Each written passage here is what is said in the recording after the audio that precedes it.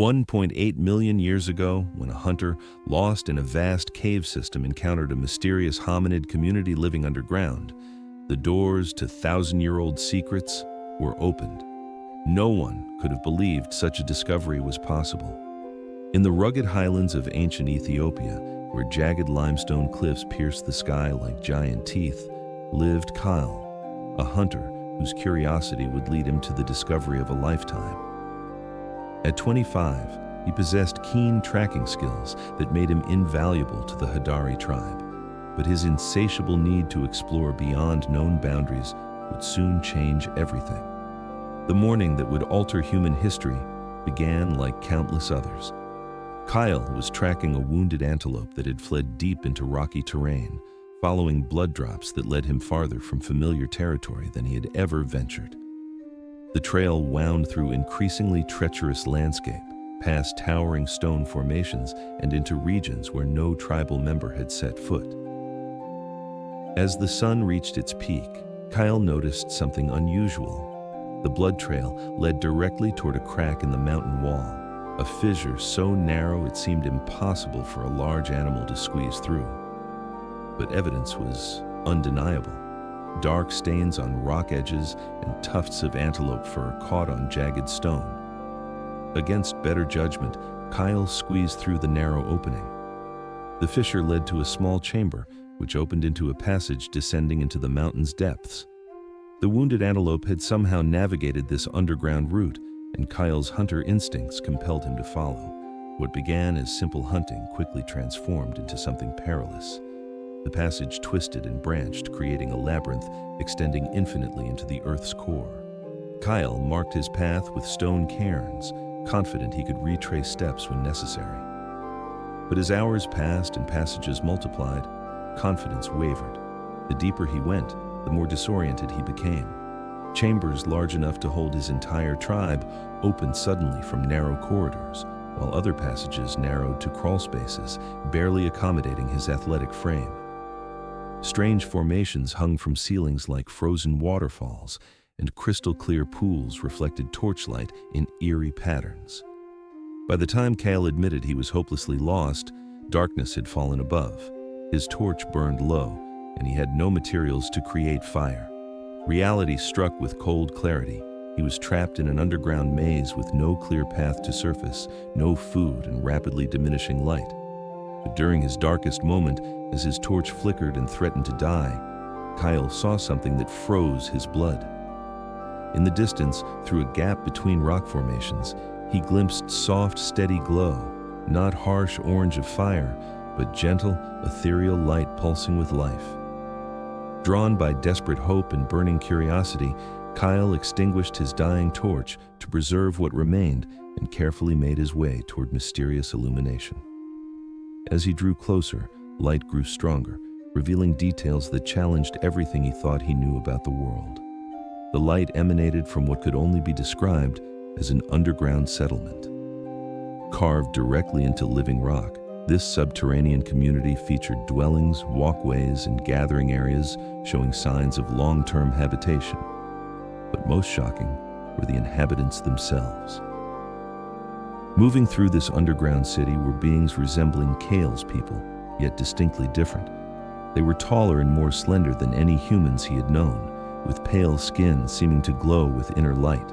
Their hair was longer and finer, adorned with intricate braids and ornaments made from cave minerals.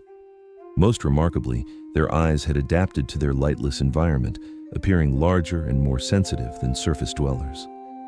Kael crouched behind a massive stone pillar, heart hammering as he watched these mysterious people conduct daily activities. They moved with fluid grace, footsteps silent on smooth stone floors they had carved and polished over generations. Their clothing was woven from fibers he didn't recognize, perhaps from underground plants adapted to grow without sunlight. The source of ethereal light became clear as he observed longer. Cave dwellers had cultivated bioluminescent organisms, fungi and bacteria emitting soft, steady glow. These living lights were carefully tended in organized gardens lining walkways, providing illumination for the entire settlement. It demonstrated intelligence and planning far beyond anything Kael had imagined possible. As he watched, fascinated and terrified equally, Kael noticed underground people engaged in complex activities. Some worked with tools more sophisticated than any his tribe possessed, crafting implements from metal ores apparently mined from deep within earth. Others tended what appeared to be livestock, blind cave fish swimming in constructed pools, and pale, eyeless creatures resembling no surface animals. What struck Kael most profoundly was the obvious age of this civilization. Wear patterns on stone walkways, sophisticated irrigation systems channeling underground water sources, intricate carvings decorating dwelling walls, all spoke of a community existing here for countless generations, perhaps thousands of years. The realization hit him like physical blow. While his people struggled to survive on hostile surface, scraping existence through hunting and gathering, an entire advanced civilization had been thriving in depths below, completely hidden from outside world. His amazement was interrupted when a small stone, dislodged by shifting weight, clattered down the slope. The sound echoed through cavern like thunder, and every head in underground settlement turned in his direction. Silence that followed was absolute and terrifying. Dozens of large, luminous eyes fixed on Kael's hiding spot with intensity, making his skin crawl. For several heartbeats, neither he nor cave dwellers moved, each side processing shock of unexpected encounter. With movements so coordinated they seemed rehearsed, underground people began surrounding his position. They moved soundlessly, pale forms gliding through shadows like ghosts. Kael realized with growing dread that they knew their territory far better than he could hope, and escape was impossible. When they finally revealed themselves, Kael was struck by how non-threatening they appeared despite his vulnerable position. The being who seemed their leader approached slowly, hands visible and empty.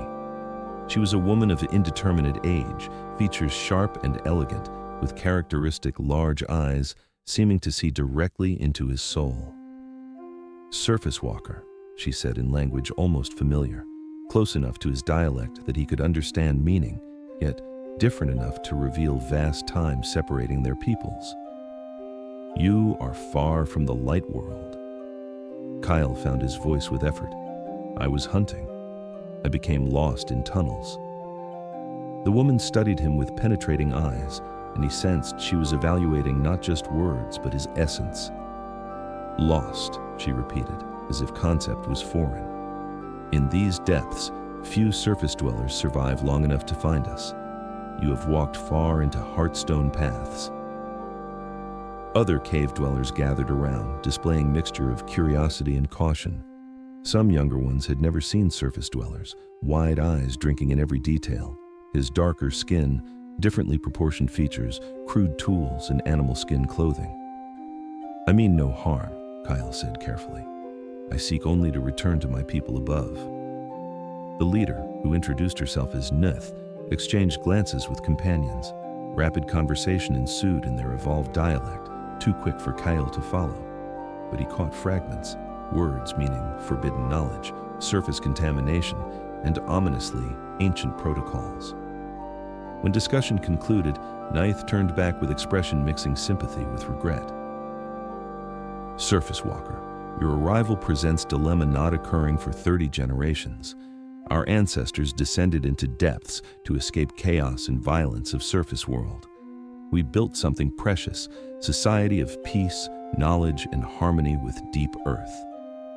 She gestured to a remarkable city around them, and Kael saw with new understanding.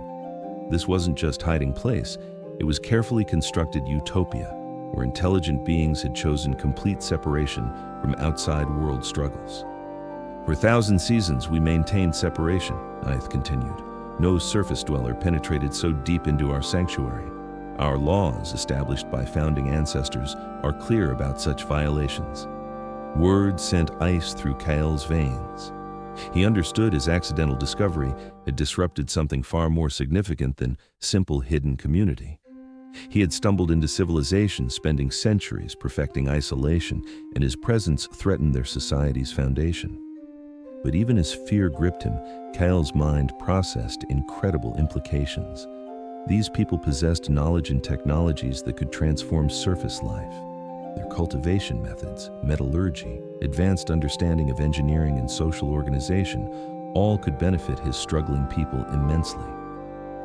Days passed in careful negotiation. Ninth and her council debated endlessly about Kael's fate. Some argued for ancient protocols demanding his permanent detention to protect their secret. Others, led by a younger faction, believed the time had come to reconsider their isolation. During his captivity, Kael learned their remarkable history. Centuries ago, their ancestors had been surface dwellers like himself, but continuous warfare and environmental disasters had driven them underground. Over generations, they had adapted not just physically but culturally, developing sophisticated philosophies about peace, cooperation, and sustainable living. Their underground city was a marvel of engineering and social organization. They had learned to cultivate dozens of species in complete darkness, developed metallurgy using geothermal energy, and created art forms based on touch and sound rather than sight. Most remarkably, they had eliminated violence entirely from their society. The concept of warfare was so foreign to younger generations that they struggled to understand Kael's descriptions of surface conflicts. The turning point came when Kael demonstrated his hunting knowledge to help solve a problem threatening their food supply. Underground streams had shifted, affecting their fish populations, and traditional methods were failing. Using surface tracking techniques, Kael located new water sources that restored their aquaculture systems. This practical contribution, combined with his obvious respect for their achievements, gradually shifted opinion in his favor. Neith herself became his strongest advocate, arguing that perhaps their ancestors' complete isolation was no longer necessary or wise. The surface world has surely evolved as we have, she reasoned before the council.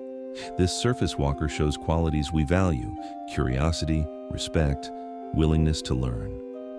Perhaps it is time to consider whether our knowledge could benefit the light world, just as his knowledge has benefited us. After much deliberation, the council reached an unprecedented decision. They would allow Kael to return to the surface, but not alone. Neith and a small group of volunteers would accompany him, establishing first contact between their peoples in over 1,000 years. The journey to the surface was treacherous and emotional. For the underground dwellers, it meant leaving the only world they had known and trusting their lives to a stranger.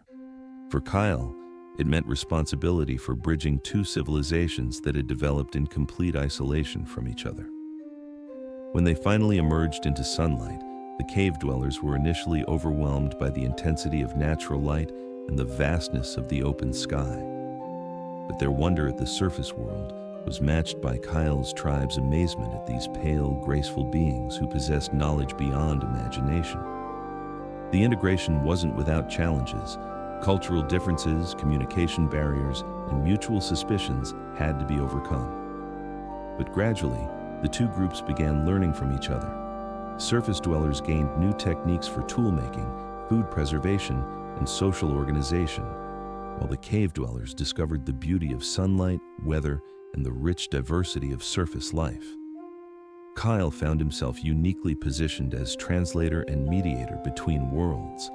His accidental discovery had become something far greater, the foundation for a new kind of human society that combined the best of both civilizations. Years later, as he watched children from both communities playing together, learning each other's languages and customs, Kael reflected on that day he had gotten lost following an antelope's blood trail. What had seemed like a catastrophe had become the greatest discovery in human history. If you want to witness more incredible discoveries that change the course of human evolution, subscribe to become part of our prehistoric journey. Hit that like button if this story of underground civilizations amazed you as much as it amazed our ancestors. And tell us in the comments, what do you think you would have done in Kael's situation? The most unbelievable part of this story is yet to come in our next video, where we'll reveal what happened when these two civilizations tried to merge their technologies. You won't believe what they created together. The story of Kael and the underground city became legend, passed down through generations as proof that sometimes getting lost is the only way to find what humanity needs most: each other.